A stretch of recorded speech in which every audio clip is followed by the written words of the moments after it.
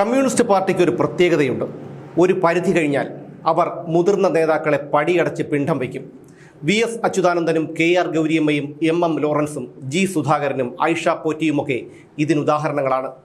1980 March 11 തിങ്കൾ മുൻ മുഖ്യമന്ത്രി സി. അച്യുതമേനോൻ തൻ്റെ ഡയറിയിൽ ഇങ്ങനെ കുറിച്ചു: സഖാവ് കെ.വി. പത്രോസ് മരിച്ച വാർത്ത കാലത്തെ പത്രങ്ങളിൽ കണ്ടു. വ്യസനം തോന്നി. ആരാണ് കെ.വി. പത്രോസ്? അതറിയണമെങ്കിൽ കുറേ കൊല്ലം പിന്നോട്ട് പോകണം. 6 അടിക്ക് താഴെ ഉയരം, അല്പം അകത്തേക്ക് ഒരു വളവുണ്ടോ എന്ന് തോന്നിപ്പിക്കുന്ന ശരീരം, ലോഹദണ്ഡുകൾ പോലെയുള്ളതും ഞരമ്പുകൾ എഴുന്നു നിൽക്കുന്നതുമായ നീണ്ട കൈകൾ, തഴമ്പിച്ച കൈപ്പത്തിയും വിരലുകളും, വിടർന്ന മൂക്ക്, കാലിൽ ആണിരോഗമുള്ളവരെ പോലെ കാലുകൾ അകറ്റിവെച്ചുള്ള നടപ്പ്. അതായിരുന്നു കെ.വി. പത്രോസ്. പത്രോസ് ജനിച്ചതിന് കൃത്യമായ കണക്കില്ലെങ്കിലും 1910 അദ്ദേഹത്തിൻ്റെ ജനനമെന്ന് കരുതുന്നു. മരണം 1980 മാർച്ച് 9. കയർ തൊഴിലാളിയായിരുന്നു പത്രോസിൻ്റെ അച്ഛൻ കാരിക്കുഴി വർഗീസ്, അമ്മ അന്ന റോസ.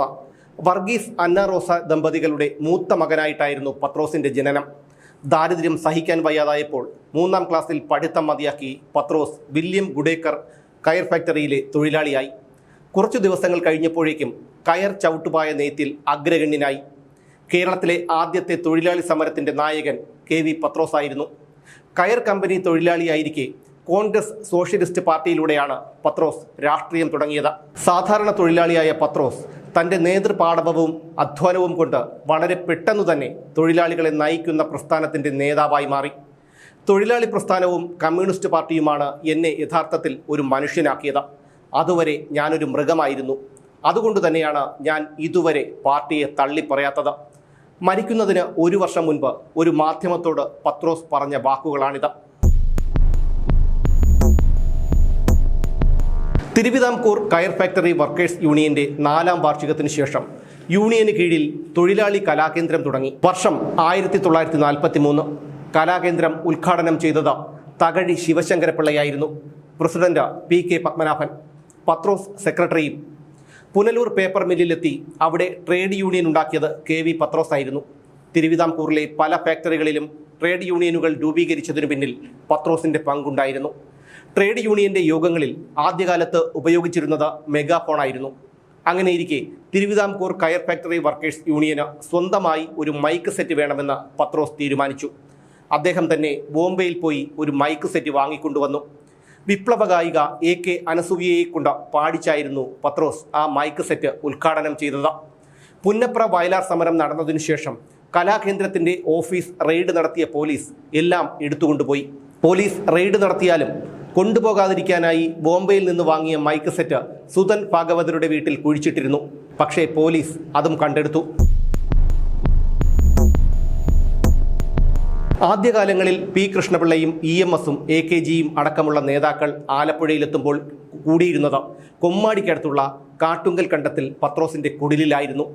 പത്രോസിൻ്റെ അമ്മ അന്ന റോസയുണ്ടാക്കിയ ഭക്ഷണം കഴിക്കാത്ത കമ്മ്യൂണിസ്റ്റ് നേതാക്കൾ ഉണ്ടായിരുന്നില്ല അക്കാലത്ത്. പക്ഷേ EMS-ൻ്റെയും AKGയുടെയും ആത്മകഥകളിൽ ഒരിടത്ത് പോലും പത്രോസിൻ്റെ പേര് പോലും പരാമർശിച്ചിട്ടില്ല. അതാണ് കമ്മ്യൂണിസ്റ്റ് പാർട്ടിയുടെ നന്ദികേട്.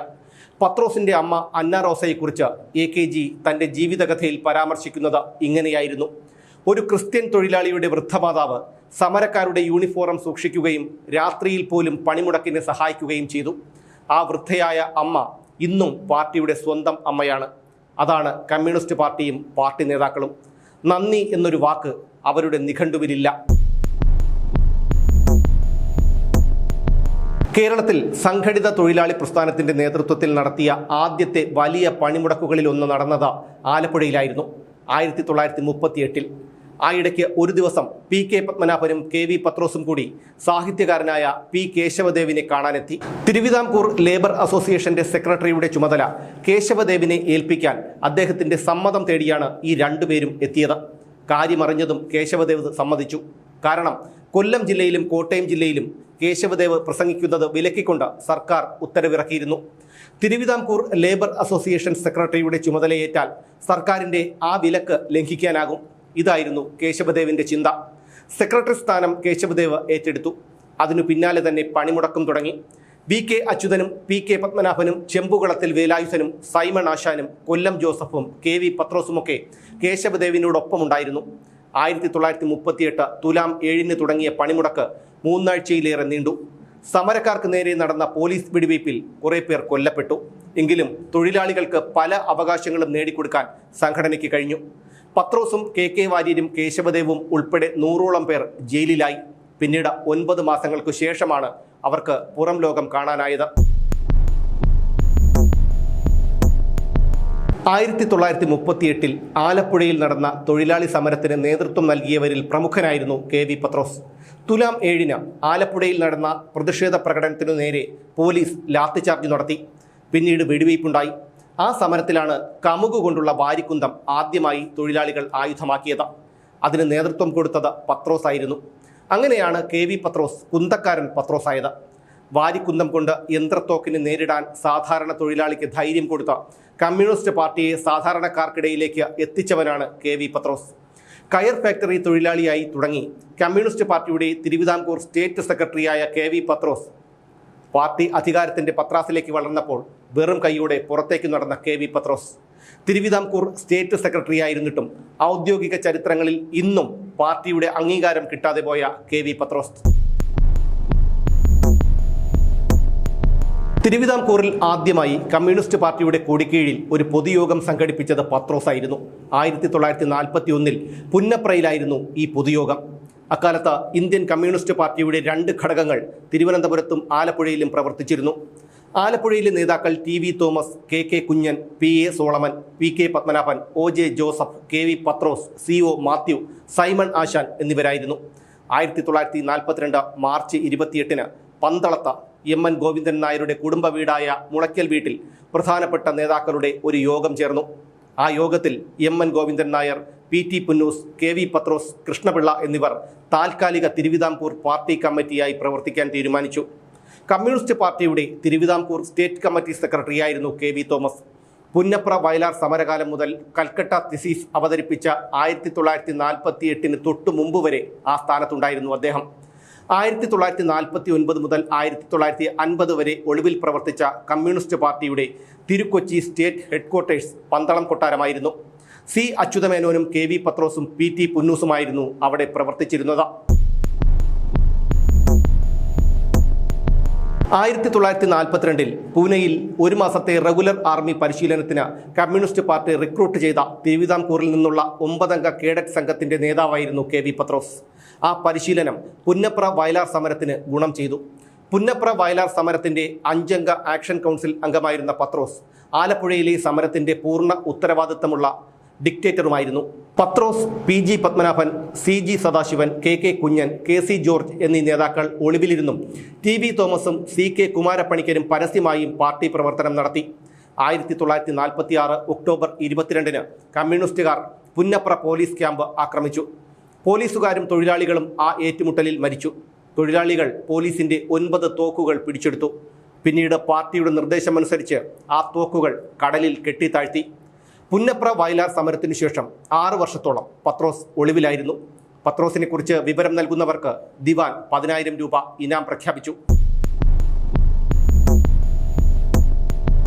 1948 വിവാദമായ കൽക്കത്ത തെസീസ് പാർട്ടിയിൽ അവതരിപ്പിച്ചപ്പോൾ അതനുസരിച്ച് പാർട്ടി നയം നടപ്പിലാക്കാൻ മുന്നിട്ടിറങ്ങിയ നേതാവായിരുന്നു പത്രോസ്.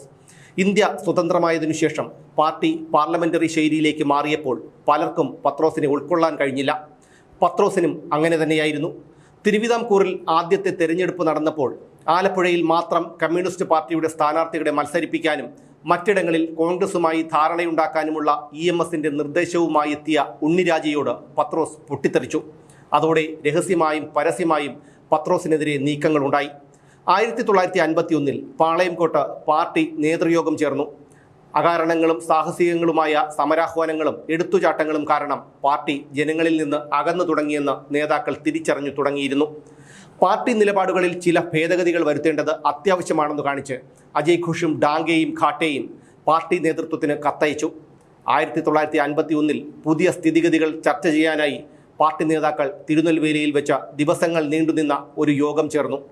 C Achuthamenon, NE Balram, K V Pathrose, KA Keraleeyan, PK Vasudevan Nair, NC Sekhar, EMS എന്നിവരൊക്കെ ആ യോഗത്തിൽ പങ്കെടുത്തു.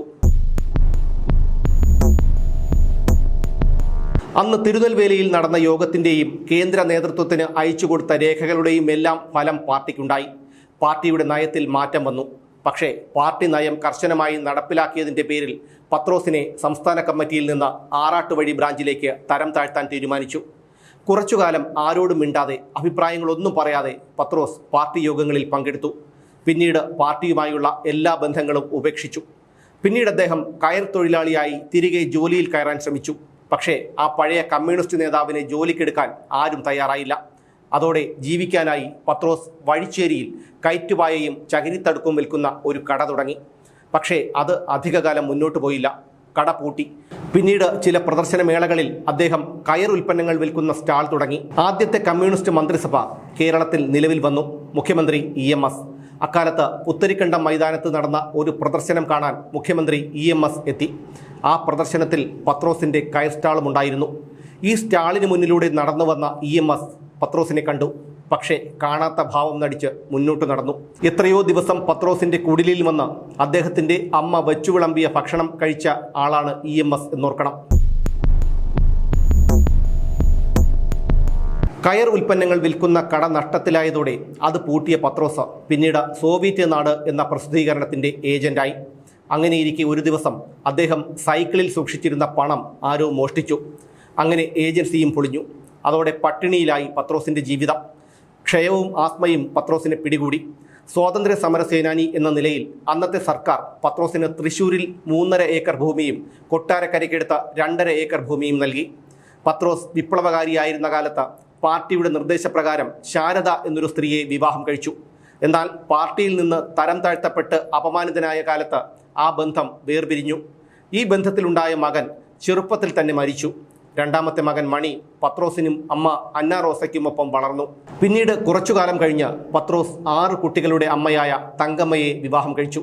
പിന്നീട് തങ്കമ്മയെയും മക്കളായ KP സെൽവരാജിനെയും സെൽവിയെയും കൂട്ടി പത്രോസ് തൃശ്ശൂരിലേക്ക് താമസം മാറ്റി. അവിടെ വെച്ചാണ് പത്രോസ് മരണപ്പെടുന്നത്. കൊട്ടാരക്കരയിലെ ഭൂമി ആദ്യ ഭാര്യയിലെ മകൻ മണിക്കു നൽകി. അത് വിറ്റ മണി പിന്നീട് ആലപ്പുഴയിൽ വീട് വാങ്ങി.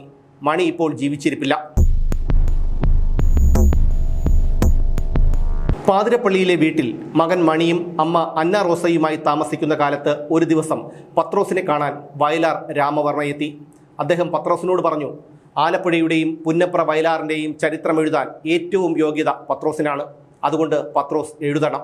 അങ്ങനെ പത്രോസ് പറഞ്ഞുകൊടുത്ത് മകൻ മണിയെ കൊണ്ട് കുറെ എഴുതിച്ചു. പത്രോസ് പറഞ്ഞുകൊടുത്ത് നോട്ട്ബുക്കിൽ മണി എഴുതിയ ആ കുറിപ്പുകൾ തെറ്റുതിരുത്താനായി ആരെയോ ഏൽപ്പിച്ചു. പക്ഷേ അത് പിന്നീട് പുറത്തിറങ്ങിയതേയില്ല. എനിക്ക് നിരാശയില്ല. സ്ഥാനമാനങ്ങൾക്ക് വേണ്ടി ഞാൻ ഒരുത്തൻ്റെയും പിറകെ പോയിട്ടില്ല. പാർട്ടിയിൽ നിന്ന് പുറത്താക്കപ്പെട്ടപ്പോൾ പത്രോസ് വർഷങ്ങൾക്ക് ശേഷം മാധ്യമങ്ങളോട് പറഞ്ഞത് ഇങ്ങനെയാണ്. ഒരിക്കൽ മന്ത്രിയായിരുന്ന MN ഗോവിന്ദൻ നായരെ കാണാൻ പത്രോസ് തിരുവനന്തപുരത്തെത്തി. തന്നെ ചികിത്സിക്കുന്ന ഡോക്ടറുടെ സ്ഥലം മാറ്റം റദ്ദാക്കാനായി മറ്റു ചില രോഗികൾ നിർബന്ധിച്ചു പറഞ്ഞു വിടുകയായിരുന്നു അദ്ദേഹത്തിനെ. പത്രോസിനെ കണ്ടപ്പോൾ ഗോവിന്ദൻ നായർ ഓടി വന്ന് അദ്ദേഹത്തെ കെട്ടിപ്പിടിച്ചു. പത്രോസ് നിവേദനം മന്ത്രിക്ക് കൊടുത്തു. അതിനുശേഷം പത്രോസ് മുഖ്യമന്ത്രി C അച്യുതമേനോൻ്റെ ഔദ്യോഗിക വസതിയിലെത്തി. പോലീസുകാർ അദ്ദേഹത്തെ തടഞ്ഞു. അമ്മിണിയമ്മയെ കണ്ടാൽ മതി, പത്രോസ് വന്നിട്ടുണ്ടെന്ന് പറയൂ എന്ന് അദ്ദേഹം പോലീസുകാരോട് പറഞ്ഞു. പോലീസുകാർ അകത്തു ചെന്ന് മുഖ്യമന്ത്രിയോട് വിവരം പറഞ്ഞു. അതോടെ പത്രോസിനെ അകത്തേക്ക് വിളിപ്പിച്ചു. കുറേ നേരം സംസാരിച്ചതിനു ശേഷമാണ് പത്രോസ് തിരികെ പോകുന്നത്. പത്രോസ് നൽകിയ നിവേദനം പരിഗണിക്കപ്പെട്ടു. ആ ഡോക്ടറുടെ സ്ഥലം മാറ്റം റദ്ദായി. അച്യുതമേനോൻ അവസാനമായി പത്രോസിനെ കാണുന്നത് അദ്ദേഹം പാർട്ടിയുമായുള്ള ബന്ധം വിച്ഛേദിച്ച് 25 വർഷങ്ങൾക്കു ശേഷമാണ്. വർഷം 1979.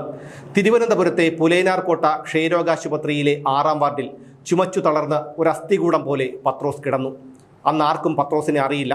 പത്രോസ് ആശുപത്രിയിൽ കിടക്കുന്ന വിവരമറിഞ്ഞ് ഒരു ദിവസം അച്യുതമേനോൻ ആശുപത്രിയിൽ വന്നു. പിന്നീട് ഒരു ദിവസം പത്രോസിനെ കാണാൻ ആരോഗ്യമന്ത്രി KP പ്രഭാകരൻ വന്നു. കുറച്ചു ദിവസം കഴിഞ്ഞ് തൃശ്ശൂരിൽ നിന്ന് 100 രൂപയുടെ മണി ഓർഡർ എത്തി. തൻ്റെ പഴയ സഖാവിനു വേണ്ടി അച്യുതമേനോൻ അയച്ചതായിരുന്നു ആ മണി ഓർഡർ. മരിക്കുന്നതിന് മുൻപ് പത്രോസ് തൻ്റെ അടുത്ത സുഹൃത്തും കൊമ്മാടിയിലെ ശ്രീനാരായണ ഗുരുമന്ദിരത്തിൻ്റെ സെക്രട്ടറിയുമായിരുന്ന രാമൻകുട്ടിയെ വിളിച്ചു. കാഞ്ഞിരം ചിറയിലെ SNDP വക ശ്മശാനത്തിൽ തന്നെ സംസ്കരിക്കണം എന്നായിരുന്നു പത്രോസ് കൂട്ടുകാരനോട് പറഞ്ഞത്. പുന്നപ്ര വയലാർ കാലം തൊട്ട് P. കൃഷ്ണപിള്ള ഉൾപ്പെടെയുള്ള കമ്മ്യൂണിസ്റ്റ് നേതാക്കളെ സംസ്കരിച്ച വലിയ ചുടുകാട്ടിൽ എനിക്ക് വയ്യ. മരണപ്പെട്ട കമ്മ്യൂണിസ്റ്റ് നേതാക്കളെല്ലാം അവിടെയുണ്ടല്ലോ. അവിടെയും കിടന്ന് ഇനി അവരോട് വഴക്കിടാൻ വയ്യ, എനിക്കിത്തിരി സ്വസ്ഥത വേണം. പത്രോസ് പറഞ്ഞ വാക്കുകളായിരുന്നു ഇത്. അദ്ദേഹത്തിൻ്റെ ആഗ്രഹമനുസരിച്ച് 1980 മാർച്ച് 10 ആലപ്പുഴ കാഞ്ഞിരം ചിറയിലുള്ള ശ്മശാനത്തിൽ പത്രോസിനെ സംസ്കരിച്ചു. ഇന്ന് കാട് മൂടിക്കിടക്കുകയാണ് അവിടം. പത്രോസ് എന്നൊരു സഖാവ് ഇവിടെ ജീവിച്ചിരുന്നു. അദ്ദേഹം അന്തിയുറങ്ങുന്ന മണ്ണാണിത് എന്ന് അടയാളപ്പെടുത്തുന്ന ഒന്നും തന്നെ അവിടെ ബാക്കിയില്ല. പാർട്ടി സമ്മേളനങ്ങളിൽ ഒരിടത്തും സഖാവ് KV പത്രോസ് സ്മരിക്കപ്പെടാറില്ല. പാർട്ടിയെ പടുത്തുയർത്താൻ സ്വന്തം ജീവിതം നൽകിയിട്ടും പാർട്ടി സമ്മേളനങ്ങളിൽ ഒരു തരത്തിലും ഓർമ്മിക്കപ്പെടാതെ പോയ ഹതഭാഗ്യനായ ആ സഖാവിനെ പോലെയുള്ള 100 ആത്മാക്കൾ തങ്ങൾക്ക് നേരിടേണ്ടി വന്ന നന്ദികേടിനെയോർത്ത് ഇപ്പോഴും വിലപിക്കുന്നുണ്ടാവും.